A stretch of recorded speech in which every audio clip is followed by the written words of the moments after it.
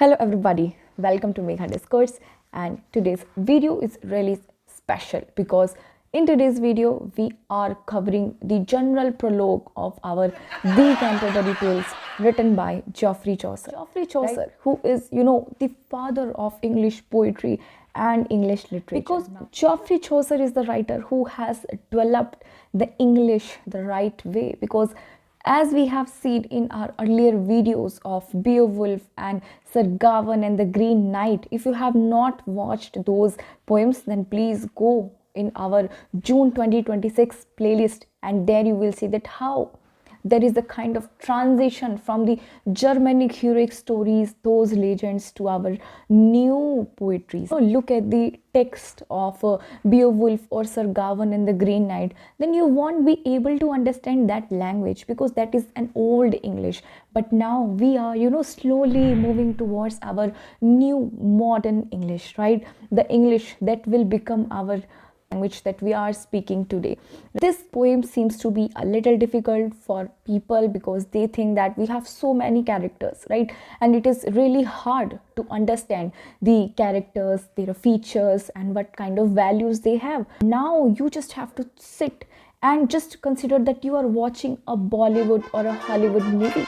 The movie is The Canterbury Tales, directed by none other than our Geoffrey Chaucer. Let's go. So now when it comes to Geoffrey Chaucer, let me tell you beforehand that Megha ma'am will upload another lecture on Geoffrey Chaucer's other works, like we have House of Fame, we have The Legend of Good Women. So these works will be covered in another video because this video is exclusively made for the Canterbury Tales, right? So first we should know about the writer itself. So we have this Geoffrey Chaucer, who was writer, and at the same time he has also served as a civil servant, right? And we should know that his works can be divided into three parts. The first, we have the Italian period, in which he was influenced by the Italian writers, right, like Petrarch. Then there is this French period, right? And then we have this English period, and in this English period he has written this Canterbury Tales. Okay, then we should know that he is known as the father of English language because he is the writer who has developed our language, right? First we had this Old English, and from this Old English he has bring out our new, and we can say the modern English, right? So he is known as the father of English language. We should know that he is also known as the father of English poetry because this Canterbury Tales is a kind of forerunner of poetry in our language, because this is the first poetry for vernacular English language. Then we should know that he has introduced iambic pentameter, and he has also invented rhyme royale. Please write in the comment section what is iambic pentameter and what is rhyme royale. If you do not know about these, then please go to the Google and search, right? Because you have to inculcate curiosity in yourself if you want to love this English literature and if you want to crack UGC NET GRF for English. Then we should know that this Canterbury Tales is one of the first books to be printed in England by William Caxton, right? First writer to be buried in Westminster Abbey. We should know that he was the first writer who was buried in this Westminster Abbey, and this Westminster Abbey is also known as Poets' Corner, right? Because most of the poets are buried here. So let us just move to another slide. Now here are some important facts related to our Canterbury Tales. So we should know that here Chaucer, and there are 29 other pilgrims who are there with our Chaucer. Now they are in the total 30. So these people are at the time of spring, they are meeting at a Tabard Inn. Inn means hotel. The setting is like this. So in the springtime, the Chaucer and these 29 pilgrims, or we can say the people who came for the journey, who came for the visit to the shrine, they are present at a hotel, and the name of the hotel is Tabard, right? The hotel is situated in this Southwark near London. Okay, so as you can see in this picture, that here is this London and here is this Canterbury, the place where they are going. So now they are bound for the shrine of, St. Thomas Becket in Canterbury Cathedral, right? So what they are doing, they have to visit at the shrine of St. Thomas Becket. Please remember these names, and which is in this Canterbury. Okay, so they have to go from this to this place, right? So know this fact. Another point. Now this is a frame story, or we can say frame narrative. What is a frame narrative? Frame narrative means that it is a story within story. Free narrative is what? It is a story within story. That first, the narrator is, writing this book, that is the Canterbury Tales, right? But in this Canterbury Tales also, we have a collection of other tales. These 24 tales that are told by these pilgrims to each other. This is our first story and this is our second story. So that is why we are calling it story within story. So this is known as frame narrative. Okay. And here we have this collection of 24 short stories. Now the language. So this is written in Middle English between 1387 to 1400. And what is the technique that has been used by our Geoffrey Chaucer? So here the technique is similar to Boccaccio's the Decameron. Okay. Then there is this challenge, there is this challenge that was given by our host, who is Harry Bailey. Now there is one person who is Harry Bailey. He challenges all the pilgrims and Geoffrey Chaucer that please listen to me. What you have to do, because we are going to this shrine of St. Thomas Becket, right? If we are going to this shrine, then what we have to do, we have to, in order to not make it boring or monotonous, we have to do some entertainment. And for that entertainment, what we have to do, you have to tell 2 stories while coming to this shrine and 2 while returning from this shrine. Okay, so it would be like 4 stories per person and it would make around 120 stories, right?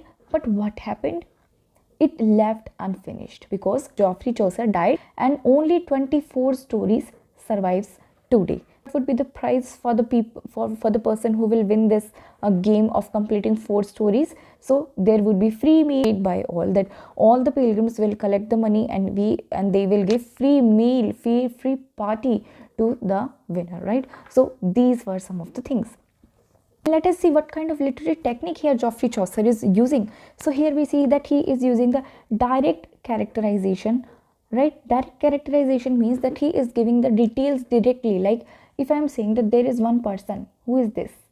And this person is wearing good clothes. He is having this kind of hairstyle. His face is like this. He has this kind of purse, this kind of bag. So that is known as direct characterization, because I am making the judgment on the basis of the features, on the basis of the physical look of that person, that what he do, what are his activities, and what are, the kind of physical features and the looks, appearance. So that is known as direct characterization. Okay. And in this we also have a thing that is physiognomy. What is physiognomy? Physiognomy means that there is, just imagine here is this person, right? And I will, judge this person by his or her facial features, that how this person is looking. I will judge this person on that basis, on the basis of physical features. So that is known as physiognomy, right? Because in this poetry we will see that how Geoffrey Chaucer will judge them by their facial looks, that oh, this person is looking ugly, so he will judge them by their faces and physical appearances. And then we have indirect characterization. That means it is the implicit meaning. That means how that person is inwardly, their nature, their true nature, their intentions, right? So he would make satire, irony on those persons. So this is all about the important facts and the Chaucer. Now comes the journey, the destination to the Canterbury Tales. Let us know. This Canterbury Tales has 29 pilgrims and Chaucer, and all these people are, belonging to some society, to some community. For instance, in India right now, we have 3 kinds of divisions, right? For instance, we have middle class, we have aristocratic or rich people, we have poor people. So similarly, in the times of medieval times, there used to be a social hierarchy, right? So we saw that how there is a working class who are in the lowest. So they are the working class people. like miller, we have plowman, or we have plowman is a kind of farmer, and miller is a kind of person who is, you know, a store person. Then we have a cook, a reeve, host, and then we have guildsman, the group of people like you know, who wash the utensils, who dye the clothes. So these are all the working class people, and on top of that we have the middle class people like the merchant who do their work, like doctor, clerk, student, and wife of path, right? And then we have this clergy people who are belonging to the church or ecclesiastical society. Okay, like we have monk, friar, prioress, we have nun, parson, sumner, pardoner. Okay, and on top of that we have the nobility or the ruling class people like knight and squire. Okay, these are the people who are belonging to the military and war. So this kind of structure used to be there in the medieval times, and at the same time we see that, so here we have three major social classes.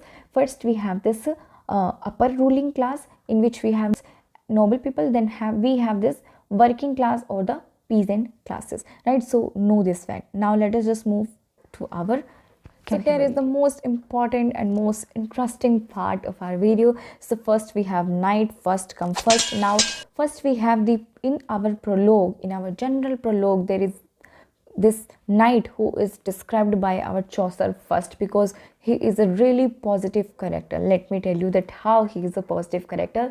Chaucer is saying that there is a knight with us, and he is a true chivalric knight because he is very brave and he is very, you know, courageous. And then he has won 15 battles and in different countries, and at the same time he has named 3 times listed. This means that his name as a winner has been there 3 times. He has topped the war 3 times.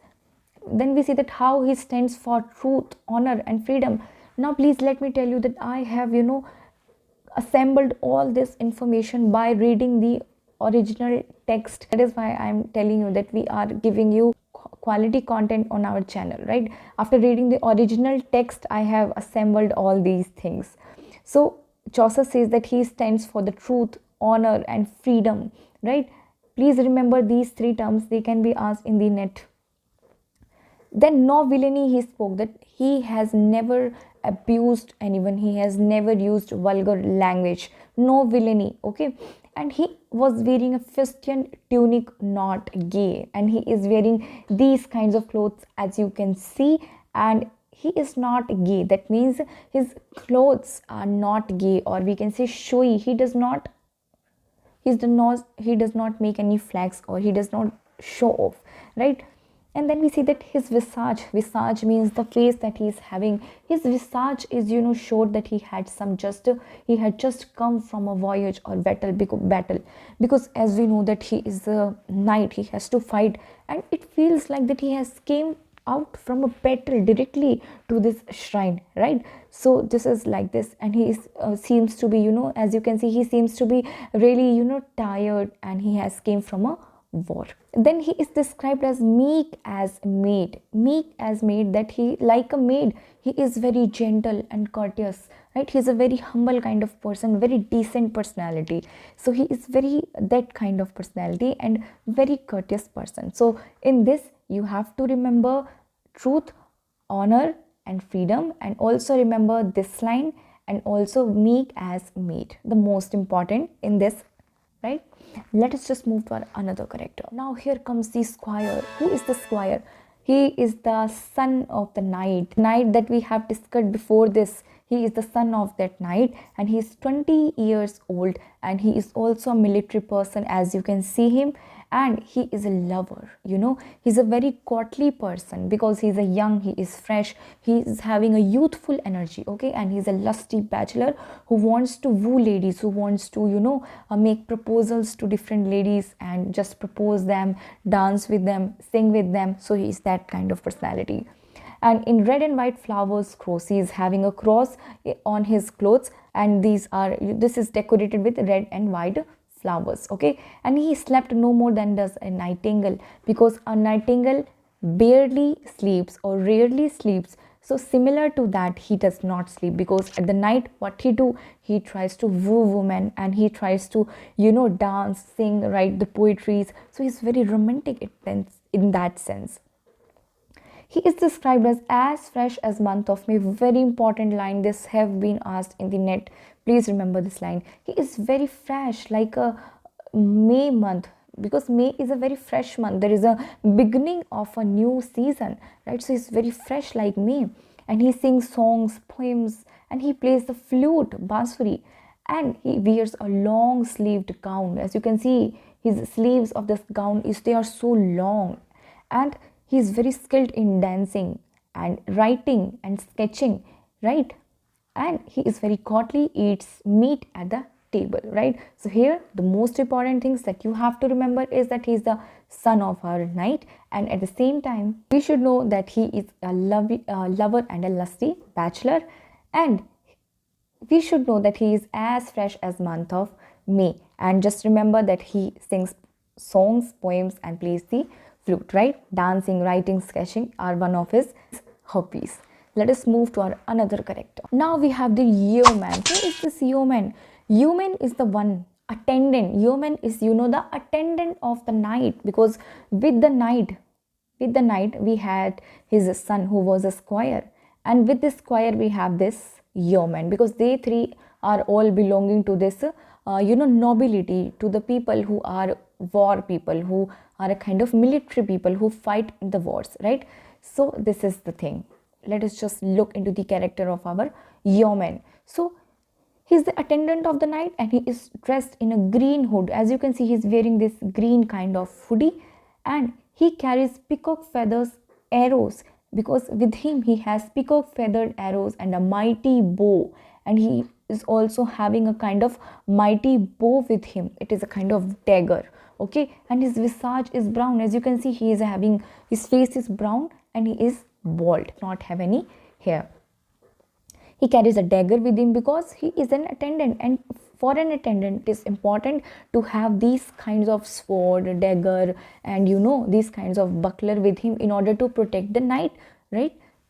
So he's also having a kind of small shield, buckler, and a horn. This is a very important fact, that he is having a horn, because he is a very wild kind of personality, and he fights with the animals, and he eats the animals, he fights with the animals. So that is why he is having a horn also of some animal. He wears a grey bracer, or we can say archer's arm guard. It's a kind of guard in order to protect from the attacks of swords. And around his neck he is wearing a St. Christopher Sheen medal, right? And he is described as a forester. Now Chaucer says that he is a forester. This is the word from the original text, okay? He is a forester means he is a very wild and forest dweller, a person who likes to live in the nature, in the forest, very spiritful personality. So he is a forester, and that is why he is carrying a horn also.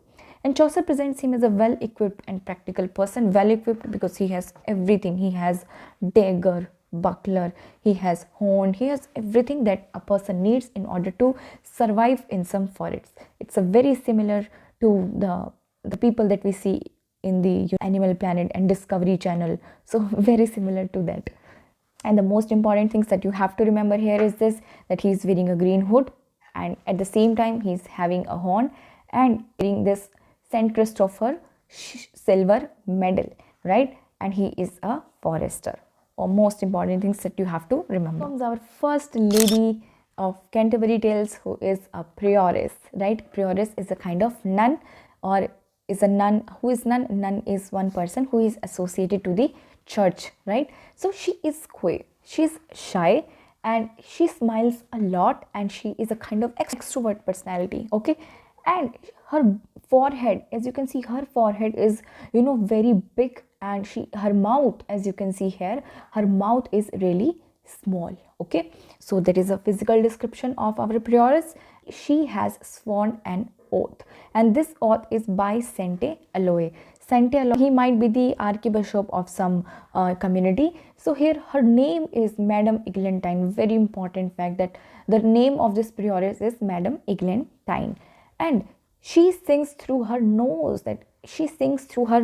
Similar to Himesh Reshamia, the singer. So she sings like that, and she is British, but she pretends to speak French because now she is faking the accent. She is very, showy kind of person, and careful. She's very careful that no more cell, or we can say when we eat our food and some food falls on the lap or on the table, so she tries too hard to not to that morsel fall. You can say that she's trying to be mannerful, so from her lips while eating. And she weeps when a rat is trapped or killed.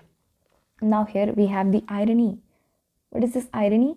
That she weeps when a rat is killed, but at the same time feeds her small dogs with roasted meat, right? That she is giving meat to her dog, but she weeps when some rat is killed. She says that I love animals and I hate that people kill rats or some other animal, but at the same time she is feeding this meat to her own dogs.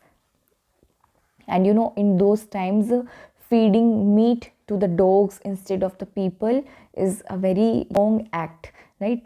She is wearing a golden medal or sheen, we can say, and on that we have written letter number A, because there is this medal.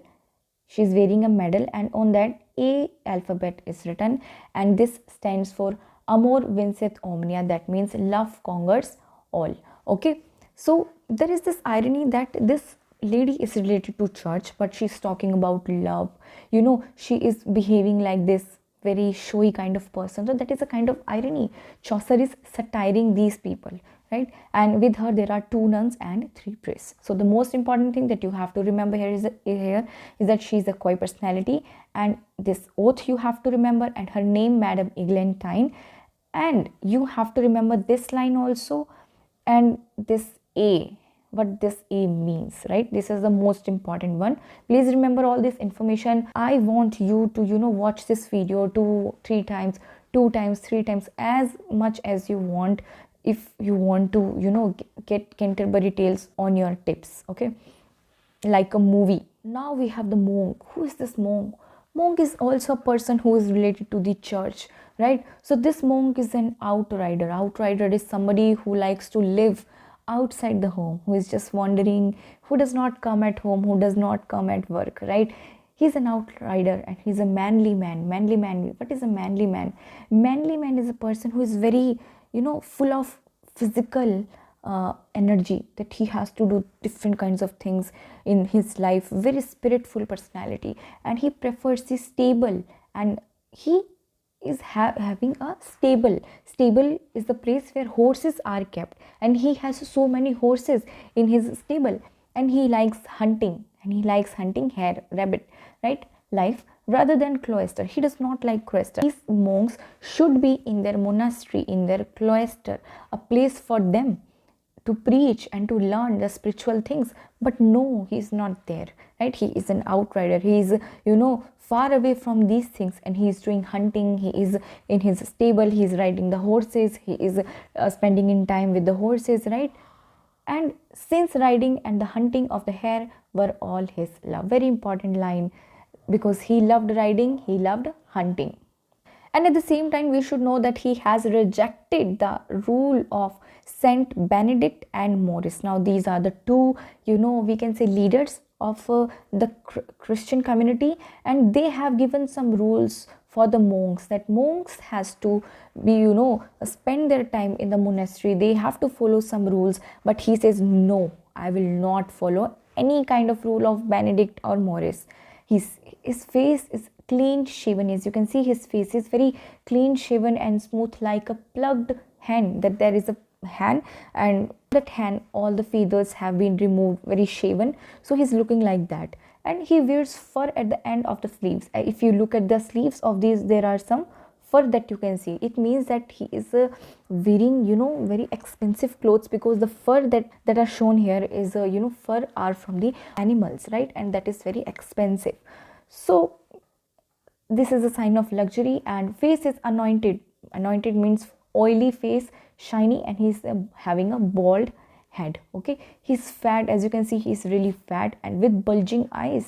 his eyes are very bulging. You can see his eyes, they are coming out. It feels like that. So he loves eating, he loves eating fat swan, and he rides a palfrey. Palfrey is a kind of fine riding horse, because we know that he has a stable and he has so many varieties of horses, and he is riding the most fine horse, and the horse is having jingling bells. Whenever he rides on the horse, the bells jingle, and we get to know that, oh, monk is coming, right? So this is all. And the things that you should know here is that this jingling bell things and the bulging eyes, and how he is rejecting the oaths, and how he is an outrider and manly man. So please remember all these things. Now we have the friar. Who is a friar? Friar, the name of our friar is Hubert. Please remember, he is very happy person. Friar is somebody who hears the confessions because he has a license, because friars have a license that they have to hear the confessions of the people who have done something wrong. So those who are confessing, this is a kind of relief for them, that somebody listens to our sin, and then in the exchange we will go to the heaven. So friars are meant for that thing, okay? But here what he's doing, he's a happy merry person, happy go lucky person. He does not care about anything, right? And he's a limiter means that he's licensed friar of a district, that there is this district and there is this place, and in this place we have this district. So he is assigned to this district only, that you have to do the activities here only, you cannot go outside, okay? And what he does, he arranges marriages for young people. Now you must be wondering that he is a person who has to listen to the confessions of the people, who is related to the church. But what he is doing, he is arranging marriages for the young people, for the girls, for the men. This is an irony. And he is carrying a tippet in his pocket. Tippet, tips, pins, clutches kind of thing, rubber hairbands. So he is carrying knives and pins for young ladies. Merry notes, matlab love letters and songs. He prefers rote learning. So we can judge him that what kinds of things he's carrying, right? So he is not a good person, and he should not do things like that. His neck is white as the lily of May, because the lily of May is very white and he is white, his neck is very white. But a friar has to hear the confessions, go to the people, he should serve the people, right? And that is why his body should be tanned, but no, it is white. This means that he does not do any kind of hard work. He knows all the taverns, all the barmaids, the maids in the bar, the taverns, like the club of those times. So he's the best beggar in the house, because in this house is the best beggar, right? And his eyes are twinkling like stars. Okay, so he's a kind of very curious person. He looks at everything, he observes everything. So the most important things that we should know about friar is that his name, Hubert, and he's a very wanton and merry person, and he arranges marriages, he has confessions, and he's carrying these kinds of things, and his neck is white, and best beggar in the house, right? So please remember all these. Now comes the working class people. First we will talk about the merchant, right? So this merchant, who is merchant? Who do the trade, right? Business people. So he has a fogged beard, right? When you will look at the beard, so he is having this kind of fogged beard, okay? And he wears this Flemish beaver hat, and he is good in trade, okay? This Flemish beaver hat, beaver is an animal, okay? And he is wearing hat from the skin and hair of that beaver, okay? So that is very expensive and luxurious. And at the same time, he sits high on his horse. As you can see, he's sitting high on the horse, and he's very pompous, a person who is very egoistic and boastful, that I am like this, I do this kind of thing, I have so much money. So he's very pompous and very witty kind of personality. Witty means hazir jawab, okay? Is always ready with the answers. Chaucer does not mention his name. So for the merchant, please remember 2 or 3 things. This is not that much important, that he is wearing a beaver hat and he is having fogged beard, right? And he is very witty. Just remember these 2-3 things.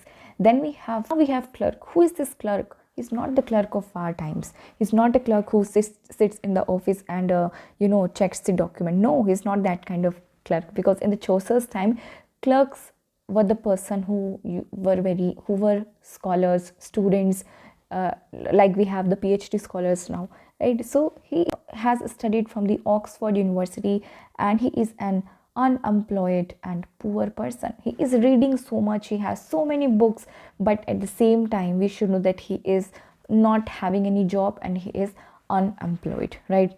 So you can look at this personality that he looks very thin and very much stressed, and he might be preparing for the NET exam. So jokes apart, he is having a lean look, and his horse is also very lean like him, because he does not have that much money. And if person does not have money, how will that person will feed to the animal, to the pet animal, right? So his horse is also lean. Then now he is having 20 red and black books with him, and he read the books of Aristotle and philosophy. And this philosophy is a kind of pun here, because in those times the person who reads or learn philosophy is a very boring person, right? And those who do not understand the beauty of philosophy, of humanities, of art subjects, they will call us mad that we are talking about anything. Okay, so in that sense, Chaucer has said that he is just reading philosophy and it will be of no use, right? So he had but little gold within his coffer, that he has some gold, he has some money with him. Now this might be a kind of satire or understatement that is given by our Chaucer, right? And he speaks only when needed. Very wise person. He will not speak just for the sake of speaking. He will only speak when there is a need, right? He is a very calculated speaker, and he learns and teach, right? Where he learns, he teaches that thing. So for the cleric, we should know that he is a student of Oxford University, and he is reading red and black books of Aristotle and philosophy. And this line is very important, has been asked in the UGC NET. Okay, so let us just move to another. Now we are having the sergeant at law. So this sergeant at law is a kind of lawyer, okay, lawyer, advocate. So he works in assize courts. Assize means property dealing, okay, or estate, real estates. And he is a traveling lawyer, that he travels at different places. And he is a very wise person, because advocates are wise person, because they know different facts, articles, and the judiciary people. So he is very wise, and he earns large legal fees. Now there is the satire here. He is critiquing, Chaucer is criticizing him, that he is having large fees because he does not care about justice. He wants money. There is nowhere so busy a man as he is, because he pretends to be busy, because he does not want people to come to him, because they will not offer any money. He will only attend those kinds of clients who will give him some big money, right? So he seems to be very busy all the time, knows all the king's cases from old times, 400 years, that he is remembering all kinds of cases, right? All kinds of articles, cases like of 100 years old cases, he knows, he remembers, right? So he's very wise, knowledgeable person, and he seems to be really busy in these things, right? He is having a small horse, and he's not rich. He's from a middle class society, so he is not that much poor, and at the same time he's not aristocratic also. Okay, so remember these things. For sergeant at law, you should know that he is dealing with the real estate and assize courts, and he's earning, he wants large fees, and he is remembering the court cases from 400 years. Then we have Franklin. Now this Franklin is a tax collector, or we can say landholder type of person who holds the land, okay, this land. And there are some tent over here, and some people who lives here, so he has to arrange the food for these people. So he's a Franklin, okay.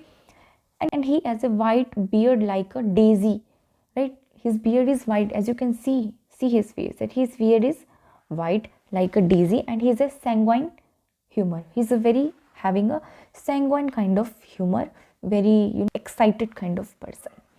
And he is called the Saint Julian of his country, Saint Julian. And he is having an Epicurean lifestyle. Epicurean means live in the moment, right? There is no tomorrow. We have to live in the moment. We have to drink today, we have to dance, we should court the ladies, we should eat. So live at the moment. Carpe diem ki jo theme hoti hai, right? So he is having that Epicurean lifestyle, and on his dinner table we would see that he is having bread, alcohol, meat. The food is always ready on his table, and he changes his diet according to the season. So he's a very foodie person, we can say. So a dagger is hung on his girdle, as we can see that there is a dagger with him, and white as morning milk, and at the same time he is very generous because he gives food to the people.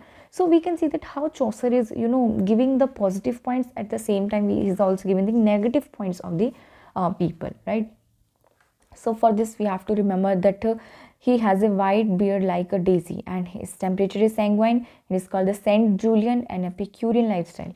So please remember these things. Okay, now we have the guildsmen. Who are the guildsmen? Guildsmen is a kind of community or a group of the people, or we can say a union of the people. Now they are having fraternity, bhaichara, brotherhood in them, and in this we have the group of carpenters, haberdashers, dyer, weaver, carpet maker. So these kinds of people, so they are the guildsmen union, and they are carrying polished silver equipments with them, right? And their wives wish to be called as madam because their wife wants respect in the society, so they say that, oh, call me madam. Okay, so this is the thing, this line that, and go to the church when all the world may cease. How now this is an ironical statement here.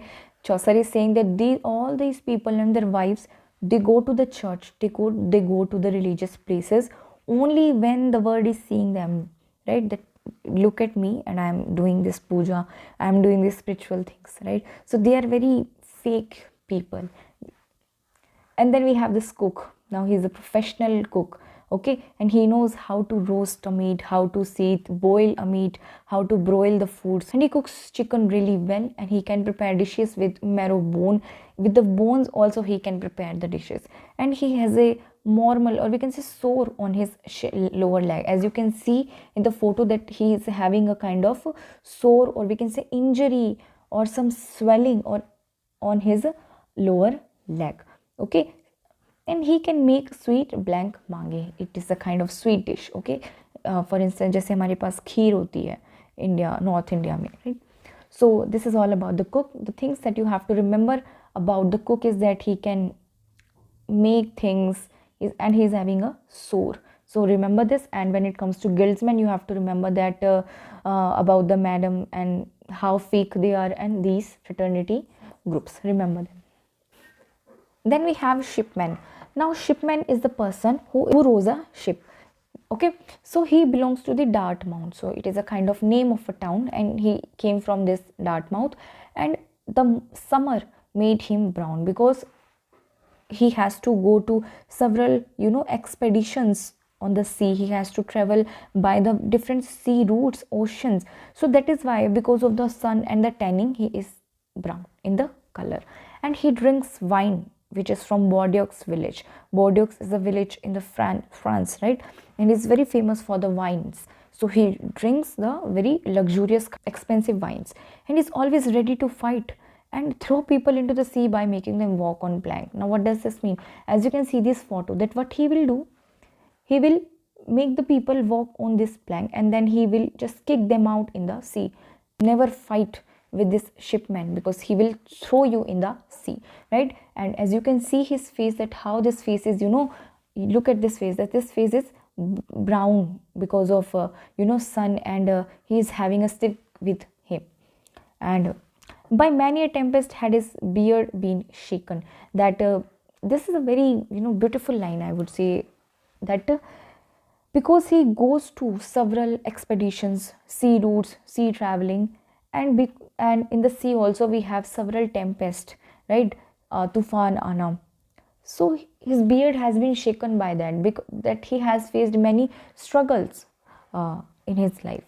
And the name of the ship is Madeline. Please remember this also. The name of this ship is Madeline. Okay, so you have to remember the name, and this line you have to remember. And also remember that he drinks wine and is always ready to fight. We have doctor of physique. Now who is this doctor of physique? Now he knows about the chemistry, about the chemicals, okay. So he is a doctor of physique, or we can say medicine. He is related to this medicine field, and he has knowledge of astronomy also. He knows about the planets, astrology, and everything. He knows the cause and cure of all the illness, because he connects the planets with the cure, the diseases, and that is how he treats the patients. Okay, and he knows about the humor theory, that we have 4 kinds of humor, as Ben Jonson has given us. Okay, so he believes in that humor theory, and he is having a sanguine kind of humor, and he believes that gold in physique is cordial, because he uses gold in order to make some medicine, right? So for him gold is very important. There can be an irony in this line, that maybe he loves money or maybe he loves gold for the medicine, so that is a confusion. Now gold is a strengthening medicine for the heart, so that is why he's saying that gold is very important, right? Therefore he loved gold in a special, or we can say he loved gold the most. So remember this line, very important, can be asked in the exam, and astronomy की knowledge है. Now comes the one of the important characters of the Canterbury Tales, wife of Bath. Now you can see that I have made the slides really colorful, because I want you to, get fascinated by this poem, by the characters, their beauty, how I have used pink and red color for our wife of Bath. Now you can look at this picture, that she is deaf, maybe in one ear or both, she cannot listen, and she is gap toothed, right? In the teeth there is a gap, okay, and she is wearing fine clothes from Ghent and Vippers. Now these are kind of cloth centers, cloth making centers, or we can say industries. So and she's carrying, handkerchief, a hanky, and which is having a very good embroidery over it, and this hanky is about like 10 pounds, right? So we can say that she is from, Bath is a place, and she's coming from that place, right? That's why we are saying wife of Bath. Okay, so she is belonging from a cloth making industry, and she is wearing, a very expensive and good embroidered clothes, and she is wearing a belt of scarlet and of red color, as we can see her, clothes as well, that are of red scarlet color, and she had 5 husbands. The most important thing here, you have to remember that she was having 5 husbands, and she has been to Jerusalem, a place, 3 times. Now we can say that she is a very extrovert personality, because in those times women were not allowed to travel, to have 5 husbands, to have divorce. So she is very, progressive in that sense. Now she is well wimpled, and you can look at how her scarf also, she's well wimpled, that her head is properly covered by a scarf, and her head is as broad as a Taj. If you look at this black head, that is very broad like a Taj, or we can say shield, like a shield.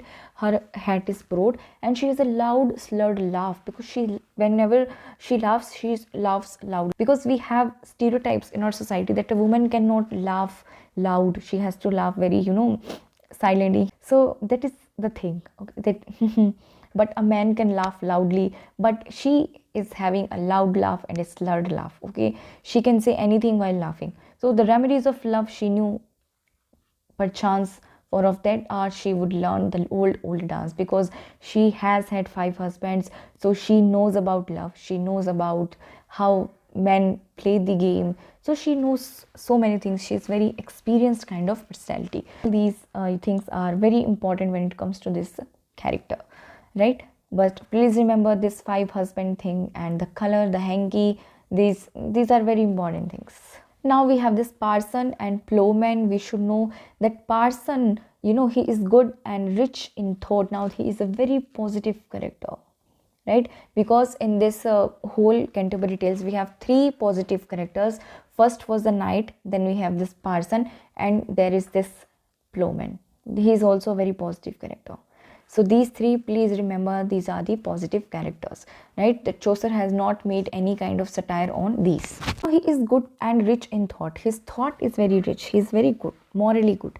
And though poor, he is poor, but he is very patient in adverse condition, in opposite condition. He never gives up, right? And he is very hardworking, and he gives money to others.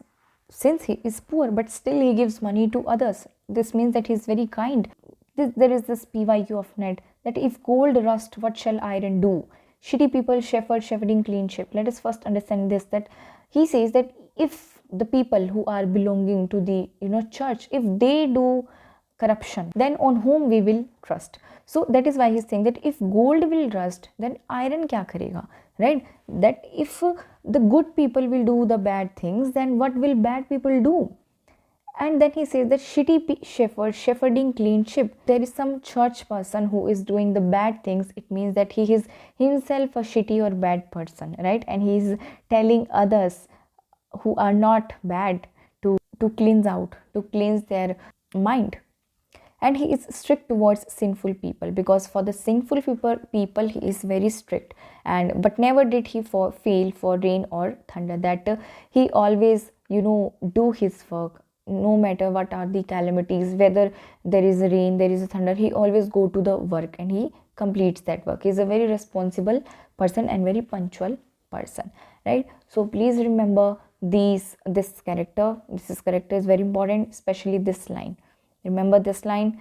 And yes, then we have plowman.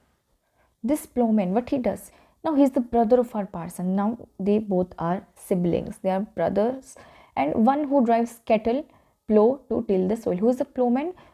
The plowman is a person who drives the cattle or cow to plow the soil, like a farmer. Okay, he tills the soil and he carries dung or manure. He loves God the most, is honest and sincere. Now this is very important, that he loves the God, he prays to the God, he is also equally hardworking and is very sincere and honest personality. He pays taxes, though he does not have money, but he still pays taxes. Okay, he does not escape from his responsibilities as a citizen, and he is riding on a mare.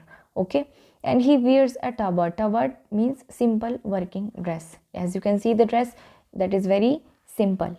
Okay, so here we have this plowman. So remember this thing, remember, very important, brother hai, right? And tabard. Now we have the miller, very important character, very funny character. He is in enmity with the reeve. Now we'll see another character, reeve, and he is a kind of enmity, and he is in enmity with the reeve, because when they will tell tale to each other, they will fight. He's a stout churl. Stout means that he is a very strong person, but churl, very rude at the same time, strong and rude. His bones are very big, as you can see in the picture, that his bones are very big. He's a big personality, right? And he's a very fat and he's good at wrestling. Okay, he can break the doors, like he could heave a door from hinges or break it by hand. That if there is some door, then he can pull out that door from the hinges, right? And he can even break the door by his head, by running into that door. He's like the Daya of CID, who can break the doors. And his beard is red like a fox and broad like a spade. If you look at the beard, his beard is red like a fox, maroon color, and very broad like a spade, like a big shield. And he has a broad wart on his nose. This is the nose, and here is having a wart. The hair is growing out of this wart. This has been described very funnily by Chaucer. So black wide nostrils, and if you look at the nose of this, he's having black wide nostrils and wide mouth. Okay, he's very ugly looking, we can say, very funny looking, and he's a jangler, very talkative person, and his jokes are really dirty, and he sings songs. He has a thumb of gold. Now this is a kind of proverb, right? Thumb of gold means, now who is a miller? Miller is a kind of person who works at a shop, right? Shop, or who sells the wheat, okay, wheat or another kind of food items, right? Whenever customers comes to our miller and he is weighing the food item, what he would do, he would thumb of gold. What he would do, he would place the thumb on that weighing scale, right? So what happens, the weight will increase and he will get more money. So this is his trick in order to get the money, get the profit. So he is having a thumb of gold. He's a trickster, and he plays the bagpipe. Now very important point, he is playing a bagpipe. As you can see, he is having a bagpipe with him. Okay, it's a kind of musical instrument. So for him, you have to remember that he's a stout churl, big bones wrestling, and this line. and also this what thing and this bagpipe and thumb of gold, especially the bagpipe. Now we have the municipal. Who is this municipal? He is a storekeeper. Okay, he is a storekeeper and a purchasing officer for an inn of court. Now he belongs to an inn of court, and for that hotel, for that court, or we can say inn of court is a kind of institution which gives legal education, law education, and for that hotel, for that institution, he has to arrange the food item. Okay, so he's a storekeeper of that, law institution. He knows the art of buying and selling very well. Now he knows how to buy and sell things. He's a business like personality, and Chaucer says it is surprising that such a vulgar man has so much wit. He's so intelligent. How can this be possible that such a person who is vulgar, who is a trickster, who knows everything, the good and bad things, is very experienced and is having very witty personality. He can give straight answers to the people. He's always ready with the answers. Very smart personality. So he has wisdom of a heap of learned men. Even thousands of learned men, he can surpass them, he can fail them, right? He's that much intelligent, and he survives and prospers even in the times of calamity. And only that person who can survive in a calamity, who knows the trick, who knows the ways of the world. Okay, he is very smart in that sense. Okay, so for municipal, you have to remember that he is very good at buying and selling, and yes, you have to remember this thing. Then we have Reeve, now who was in enmity with the miller. Okay, now this Reeve, he is a local officer and estate manager of a lord. He manages the properties of a lord, and he is very slender body. You can look at this body, he's very thin and slender, and choleric man, very aggressive man. That is a humor theory. He's a very aggressive, angry person, and his beard is closely shaven, and his hair is cut in a round style, lean and long legs. If you see that his legs, they are very long and lean kind of legs. And if you look at this face, now his face is very closely shaven. So he has been the Lord Steward for 20 years. So for 20 years he was the steward of his lord, and he cheats without being caught, and he also cheats his own lord, and he is never caught because he is very smart.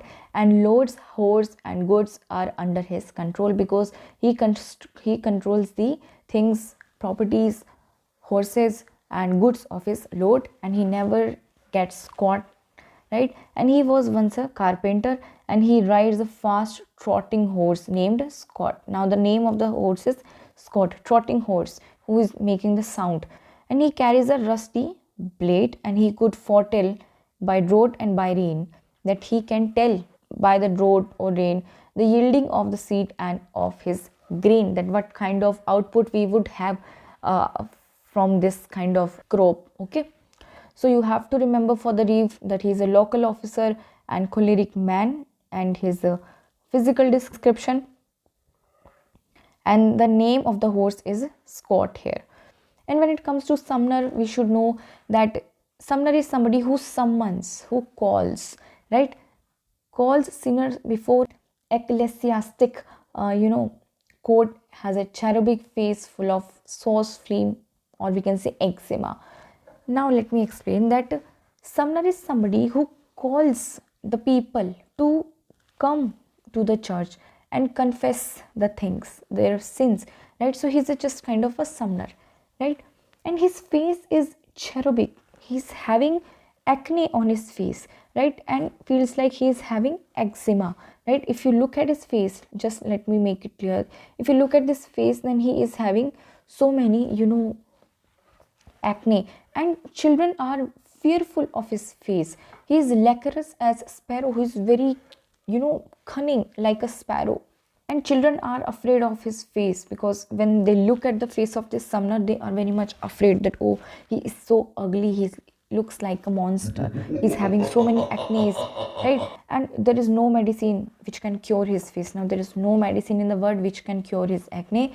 And he loves strong wine because he tamasic, he eats tamasic food like wine, garlic, onions, and he shouts like a madman. He always shouting, and he speaks only a few Latin words. He can only speak a few words in the Latin, which is Questo quid juris, that means I ask which law, right? So he always asks this thing, that which law says this, which law says this.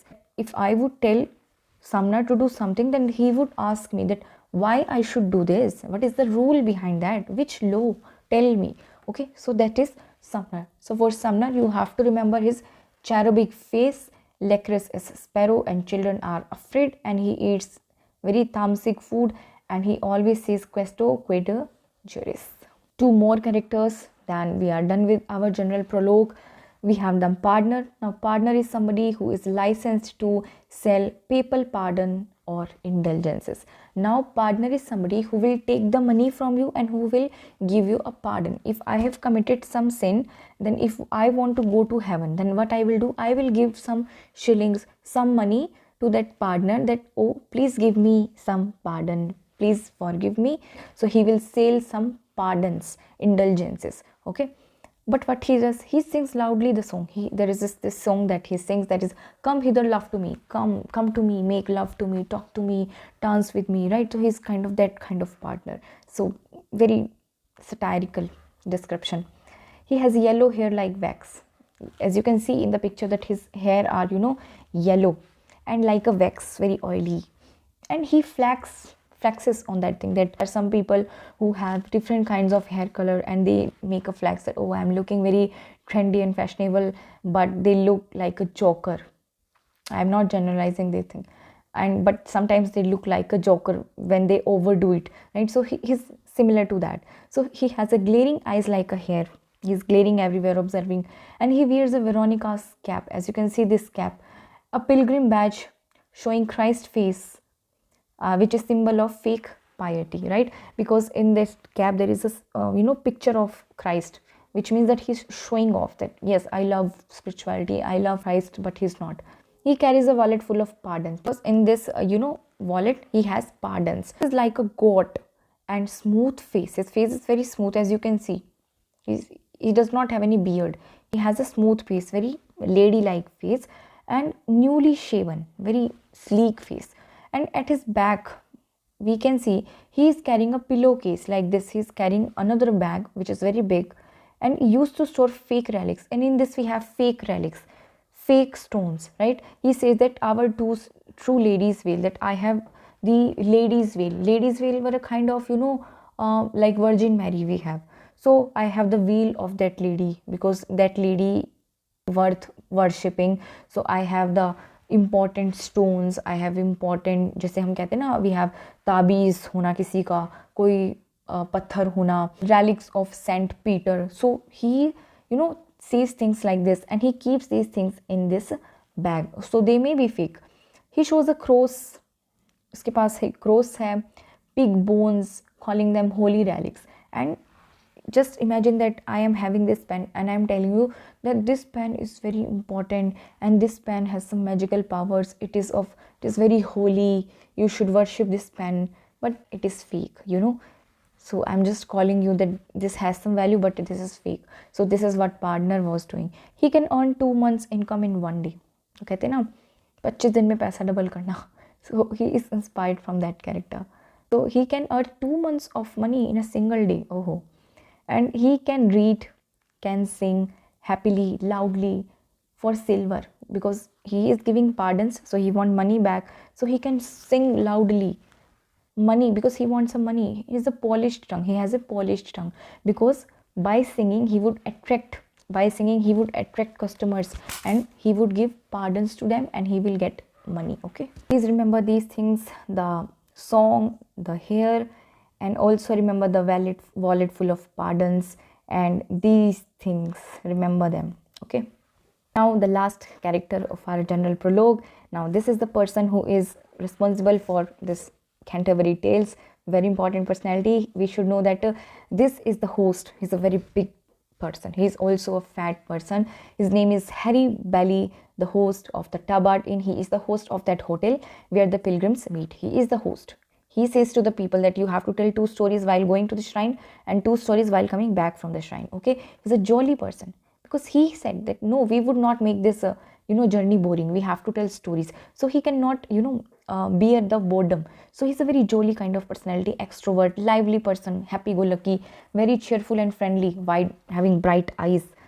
Each pilgrim tells two tales going and two coming back. This was his challenge, and he likes entertainment and he likes to order people, because he's the one who is giving order to the people, right? That you have to start the story first. He says to the knight that from you we will start, and for that they will, do a lottery game.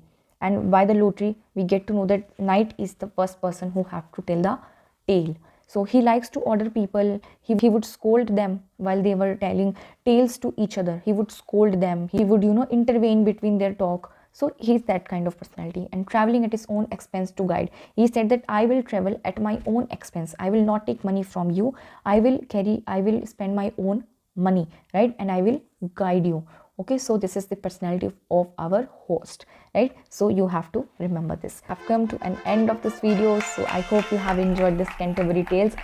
You should know that we are giving free lectures for UGC NET June 2026. If you have liked this video, then please subscribe to our channel.